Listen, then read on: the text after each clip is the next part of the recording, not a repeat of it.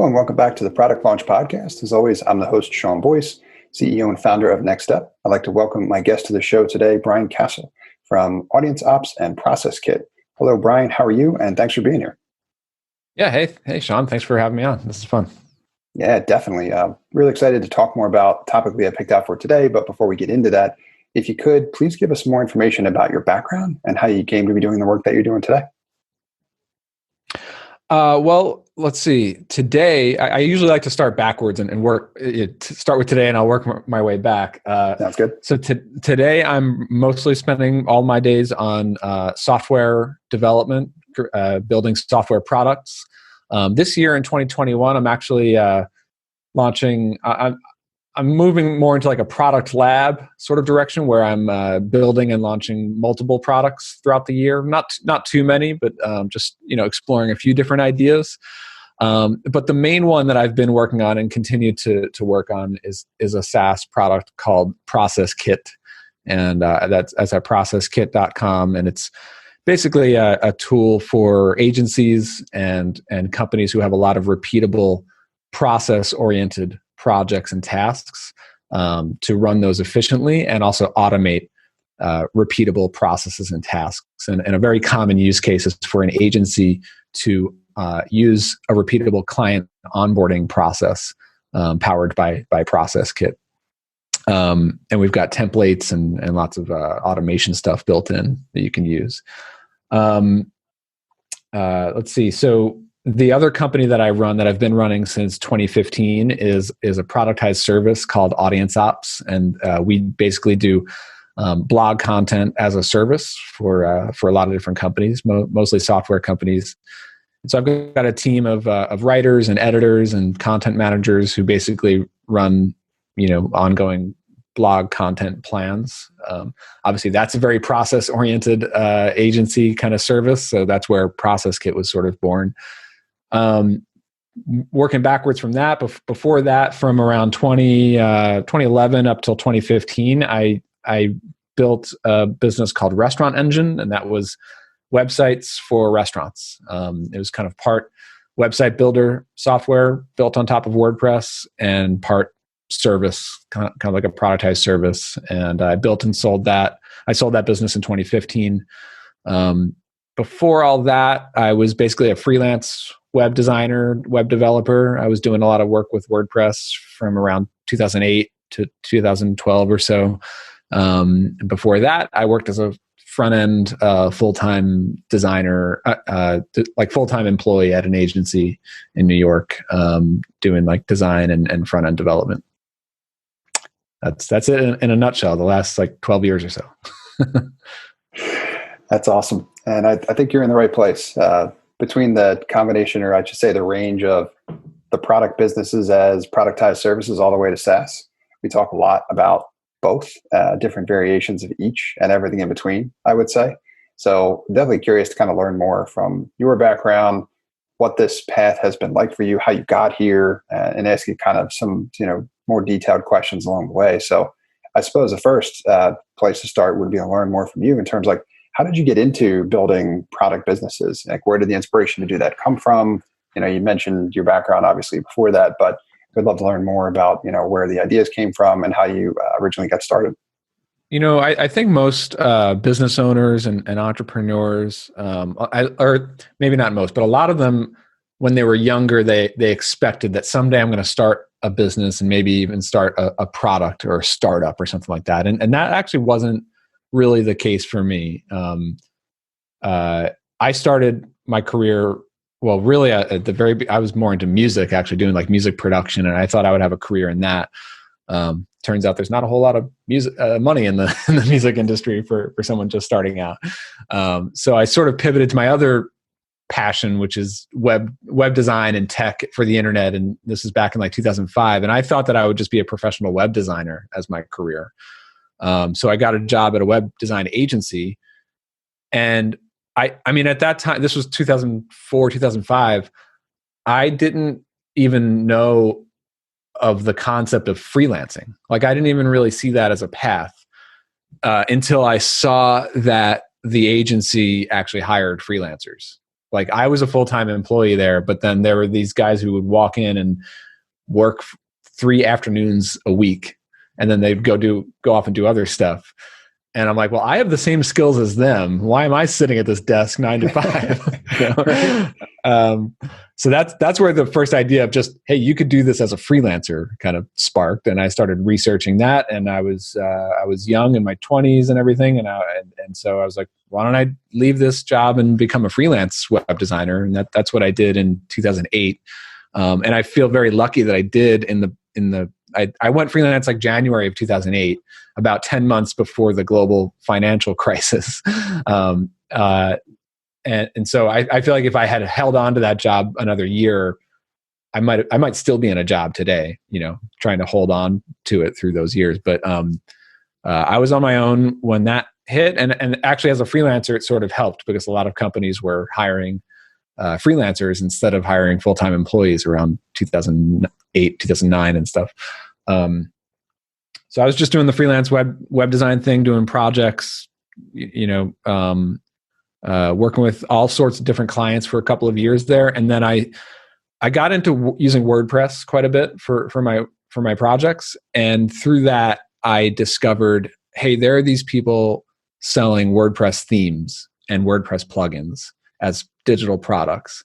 And then again, like that's not even a thing that I had ever expected to do, but I got really, really interested in it when I saw a company like Woo Themes and, this is around 2009. So the big companies then were like Woo Themes, Studio Press, Press 75, a couple of other ones.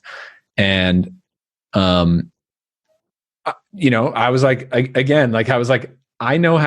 design WordPress themes. Why am I doing it for clients when I could be doing these digital products? And so that was a big inspiration for me early on. And I started designing and selling WordPress themes as my very first digital products. And then from there, I started, getting more and more into doing products and learning more about the idea of startups on the internet. Like that's when I started becoming interested in that. I discovered shows like Mixergy and other podcasts and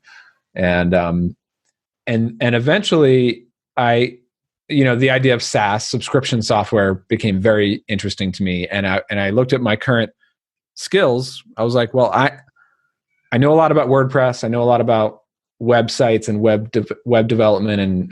And so the thought was like, I could build a SaaS that's like a hosted version of WordPress sites for a niche industry. And that was restaurants. And so I built basically that on top of WordPress. And it started out as a SaaS, and then it sort of morphed into more of a service built on top of WordPress. And that's where that business sort of started to, I wouldn't say take off like a rocket ship, but it was the first real subscription business that enabled me to phase out freelancing. Like I was doing other products like WordPress themes and stuff before that, but I was always doing client work to pay the bills up until about 2012. And as I started to build Restaurant Engine, that was the business that helped me exit the freelancing stuff. And then, kind of working our way forward now, it's like, I also around that time, 2013 or so, I started building a little bit of an audience, like talking about productized services. And then I sold a course. I started a course called Productized in 2014, which attracted a lot of like agencies and web developers and freelancers looking to productize their service, kind of like I did with Restaurant Engine. And that continues to this day. That's a course and a community product that I still run. Like every next business is sort of like a stumbling into it based on something that I just discovered or I learned and figuring out how to build it. So it definitely seems like kind of an organic, natural evolution to the process, I would say, based on what you've learned from each step along the way. It's funny the way you describe it. I feel like I've walked a similar path myself as well too, where I'm just like, I'm in doing something, whatever it is I'm doing. In particular, earlier on when it was like trading time for money or whatever, I learned of the things around me, and I'm like, that's interesting. What is that? And the more I learned about it, it piqued my interest.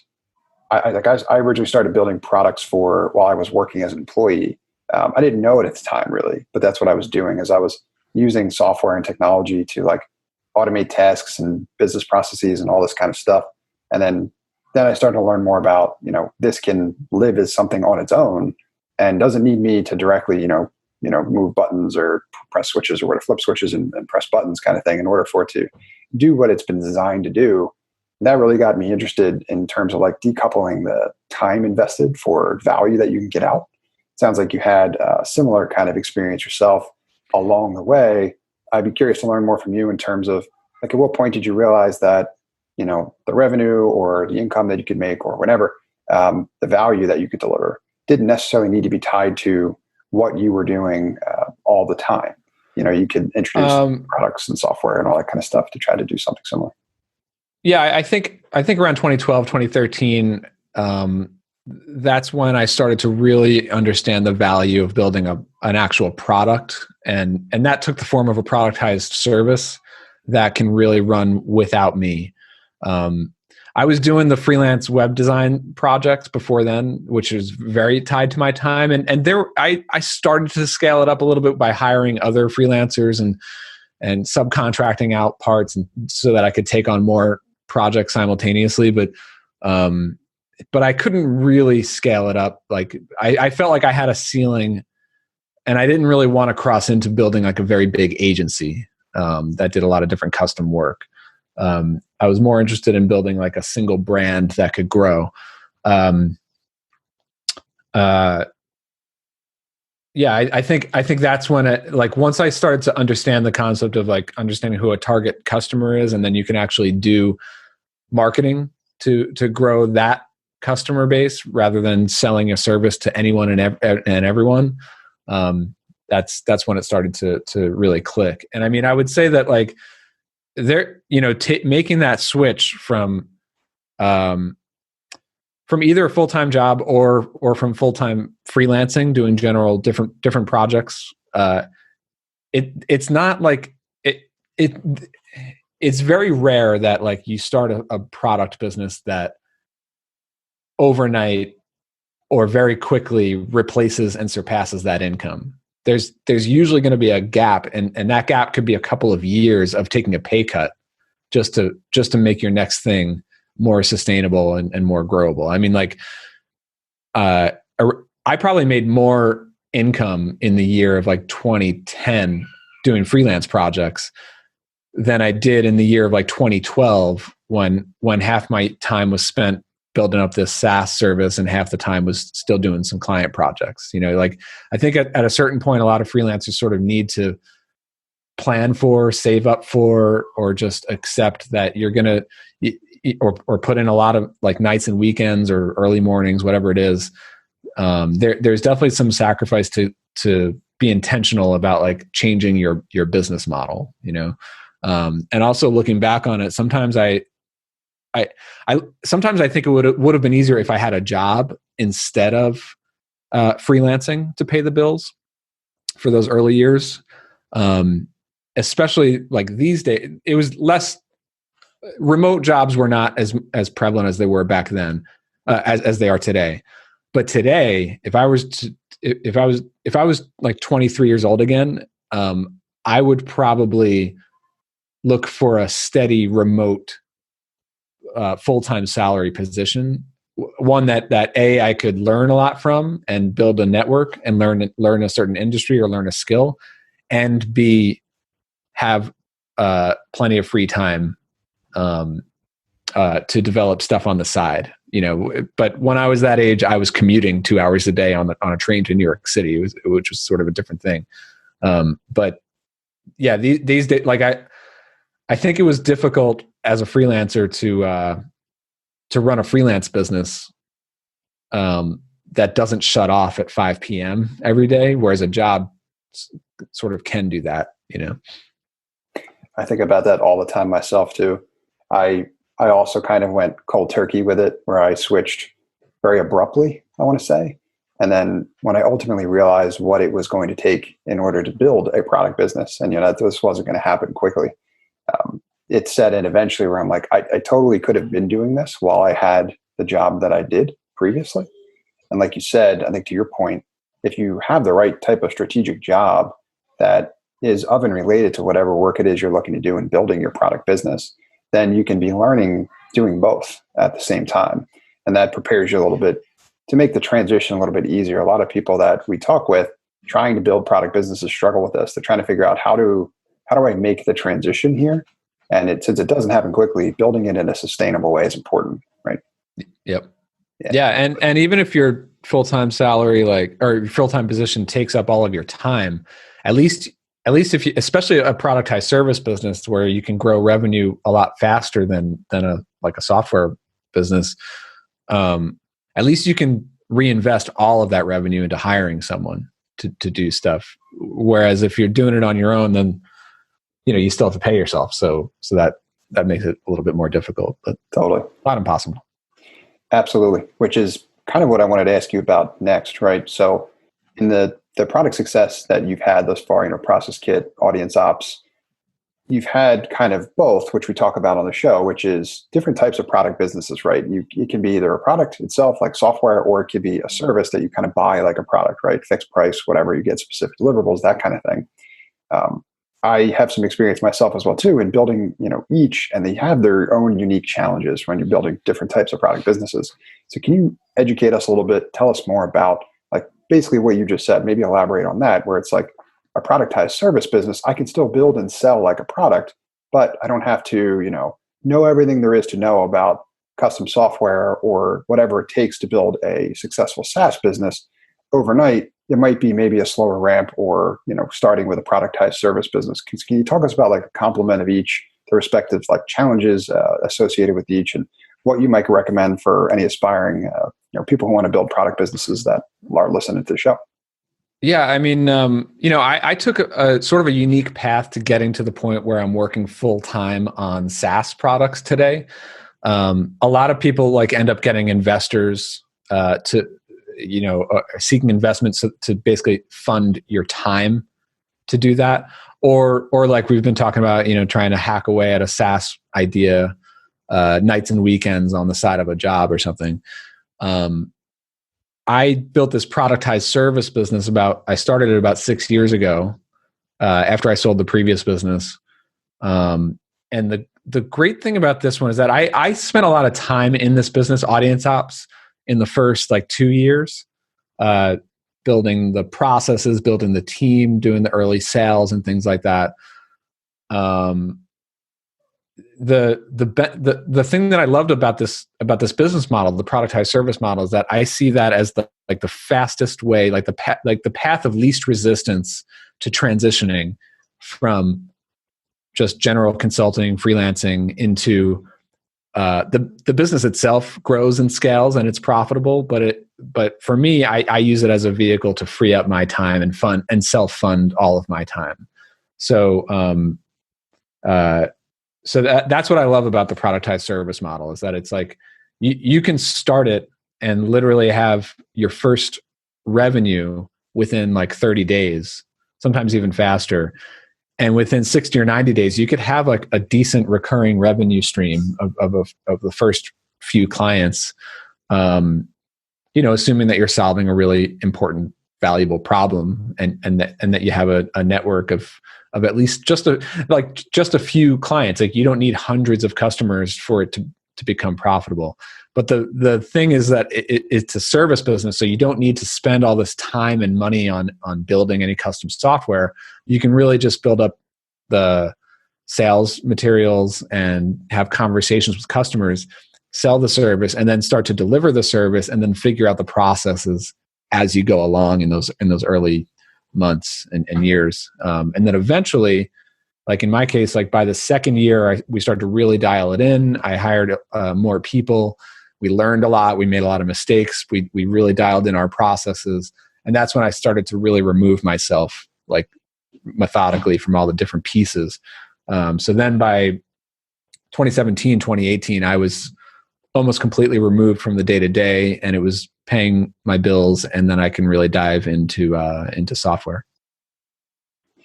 Yeah, and such probably a liberating feeling at that point as well too, in having reached those milestones of building the product business. But I would totally agree as well too, and I would really encourage people to take a closer look at this and pull from your experience in terms of trying to make that transition. I think that's a really good way to look at doing it. But one of the next questions I was going to have for you, as I'm sure the listeners have as well too, is right where. So where did you talked about making sure that it was whatever it was you were going to do from the perspective of building a productized service business was something that was important and valuable. The question was going to be oven related to like, where did the ideas come from for ultimately what it is you decided to build, and how did you know they were valuable? So that led to the success kind of thing. Yeah, I've always, like I said, I tend to stumble into ideas when they're just right in front of me, and I think that's actually, you could call that maybe scratch your own itch, but sometimes it could just be solving a problem of people that you know directly and networks that you're already in. That like you should really capitalize on whatever inroads you already have. That's always easier than diving into an industry that you have no connection to, right? In my case, I had just recently, or I was in the process of exiting Restaurant Engine, selling that business. And the way that I had built up that business, marketing wise, was content marketing, doing blogging. And I had hired writers, and I built up this system and process where the writers were coming up with topics, and they were continuing to do content marketing for that business. And we did pretty well with Google in those years. And I started talking about how I did that with my other founder friends and people that I knew. And this is around 2014, 2015. Blog content marketing isn't as well known or as widespread as it is today, but everyone had a lot of people still have a lot of questions. It's still a problem that we solve every day for clients. But back then I was getting a lot of questions around like, how do you hire writers? How do you give them a process? How do you run it so that you're removed from the day to day? So that was an indicator to me that like a lot of these founders of businesses don't have this problem solved, and it's and it's a recurring problem. So there's value there. So I think you really nailed it, especially at the latter end of that point as well too, right? Looking for those problems. We talk about that a lot. And one thing I learned the hard way myself, one of my early product companies was something that I built, which I thought was a good idea. There was a need for it, but it wasn't something that I really had a ton of background or expertise in at the time. So I totally underestimated how much effort was going to be required to gain that subject matter expertise from the perspective of who we're selling to. So I can't refine that point hard enough, basically, to build something that you were familiar with, or like you mentioned, scratching your own itch, that kind of place. It's a great place to look, right? Because you need more than just a good idea. You need more than just software or a team or whatever. You really need to understand intimately well the problems that are experienced by the space, or who you ultimately are going to be selling that value proposition to. So awesome. Thank you for sharing. Yeah. And I ran into that a lot with my previous business, Restaurant Engine. I was younger. Maybe I would have executed a little bit differently now, but I ran into that. I mean, I had no personal connection to the restaurant industry at all. I knew how to build websites. I knew that right. most restaurant websites are terrible. So that much I knew. And we did really well with the more tech savvy restaurant owners who were Googling and found us, and they were a little bit more savvy when it comes, like they could see the quality of what we do. But to really grow that business, for me, it would have meant flying every year to Chicago to go to the restaurant industry conference and go and just really building inroads in this industry that I had no interest in doing that. Yep. So it was definitely a limiting factor for me to grow that business. And it was one of the reasons I got out of it. Yeah. It's a good point. I think something people really should entertain before they probably even get started. So thank you for sharing that too. I know you have multiple product businesses at this point. So can you talk to us a little bit about, how you go about managing multiple businesses at this point, right? You hear a lot out there about, make sure you focus on one and only one. I'm talking more towards the like SaaS crowd that, does the sprint to, try to find VC funding and all that kind of stuff. It's a very different approach, right? I'm trying to share stories like yours with the world as much as possible, because there are plenty of alternative approaches to that, which can be really successful and, maybe don't have as low necessarily a success rate as some of these other more widely known or more popularized approaches, if you will. So can you talk to us a little bit about what it takes to manage multiple businesses? I know you've talked about selling them and managing them moving forward, but I'd be curious to hear more from you on that.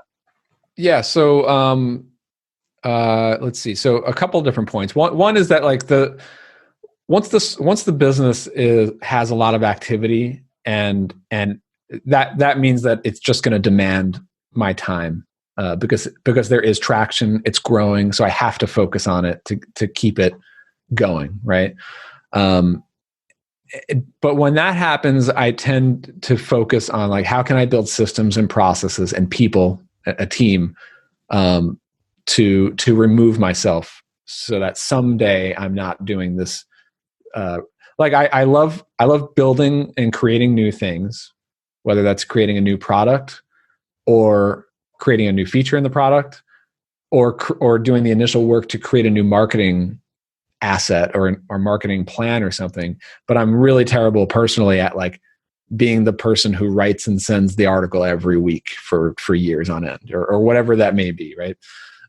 So I like to work on something for a fixed amount of time and then build a process and a person to continue it on. And that's essentially the model that I did with audience ops. And it's now at a point where, we've got a team who does all the writing and editing. And then we have managers who manage each client account. And then we have like a higher level, like operations manager she sort of like shields me from a lot of the day-to-day questions that come up. And then of course, if it comes to me, then maybe something went wrong. We have to figure it out.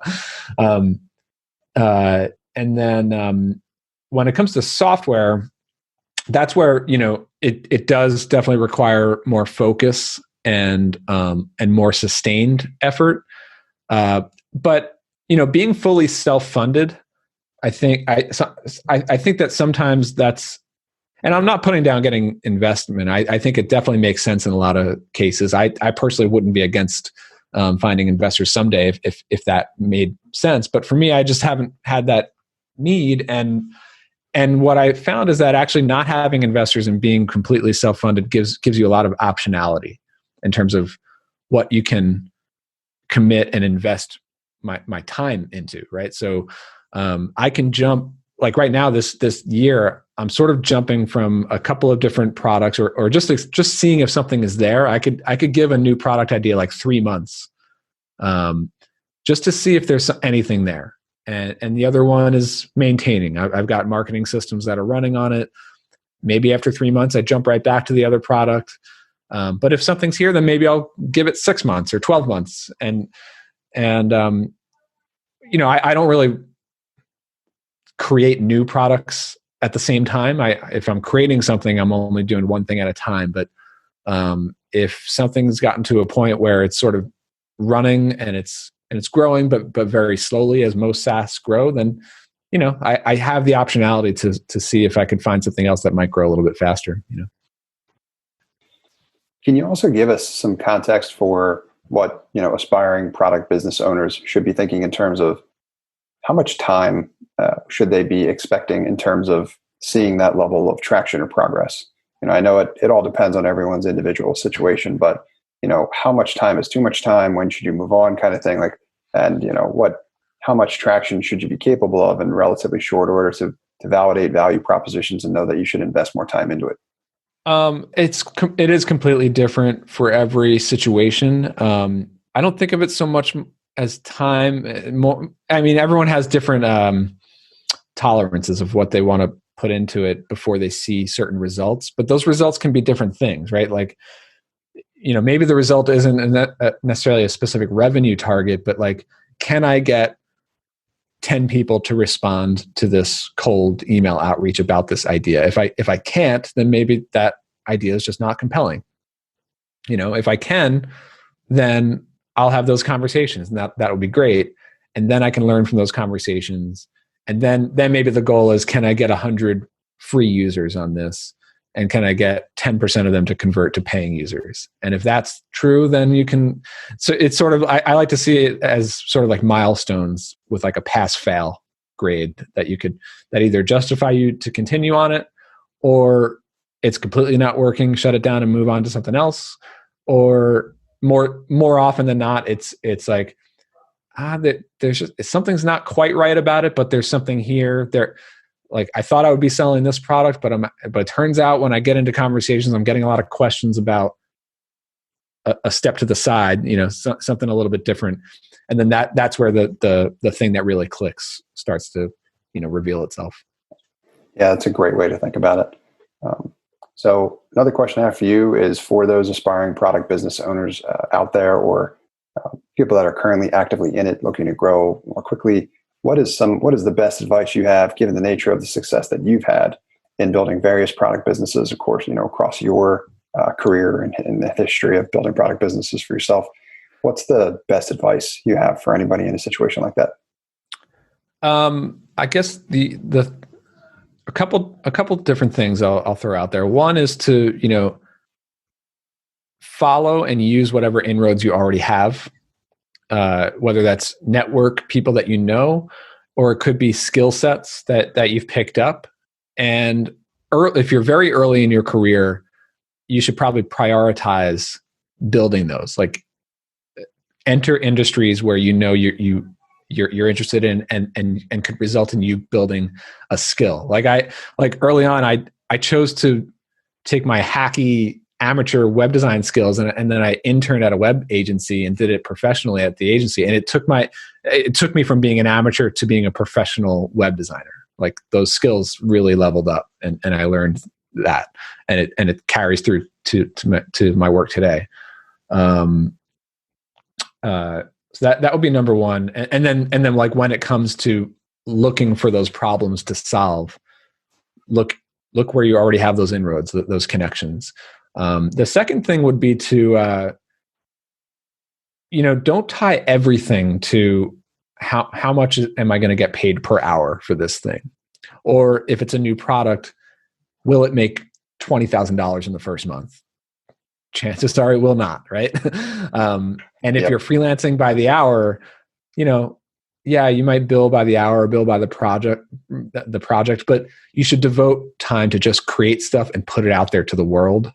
You're going to learn, if nothing else. You're going to gain some recognition from people who are seeing what you build, and you're going to get feedback. You're going to grow a little bit of an audience. I'm not saying everybody needs to be like a guru, like person with an audience or anything like that, but work on things that you're not getting paid for, just to get into the habit of shipping projects. And that's, those things always lead to more interesting things that benefit you over time. Yeah, something you've mentioned a few times now, which I want to reinforce, is that learning component. You've mentioned that several times. I think when people are getting started looking to build businesses like this, they may get frustrated as they are met with adversity, or traction doesn't, the results don't come overnight, kind of thing. You said it's obviously a longer term project and you're building towards it. But to me, I was thinking about it wrong earlier in my career, when I would, those milestones would come and go and I didn't hit my goal.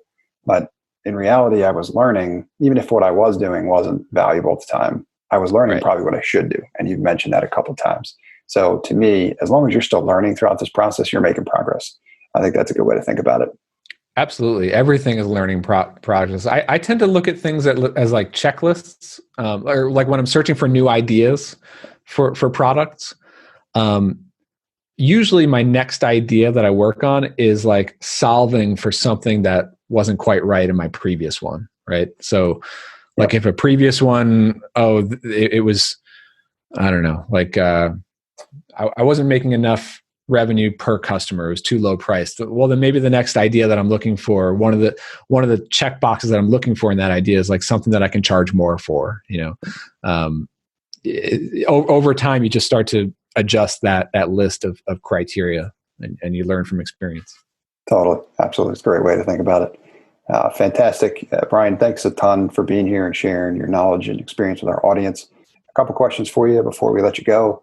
The first is, any specific resources you want to direct our audience to, where they can go to learn more about yourself, the work that you've done, or anything we talked about here today?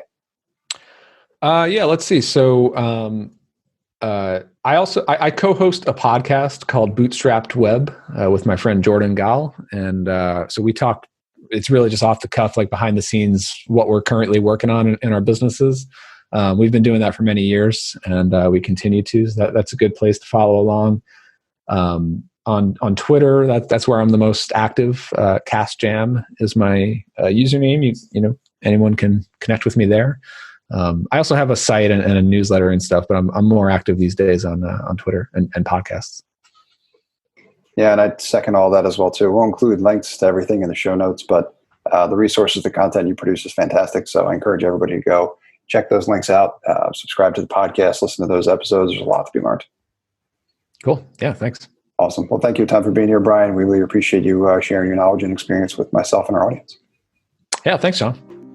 Thanks for listening to this episode of Product Launch. I hope you got value out of it. I like to feature product people on my podcast because that's who I love to help. I'm a product strategist, and I can help you scale your business and grow your profit through a product. If you'd like to learn more about how I can help you, email me at sean@nextstep.io. That's Sean, SEAN, at nextstep, nxtstep.io. Or visit my website at nextstep.io. That's nxtstep.io.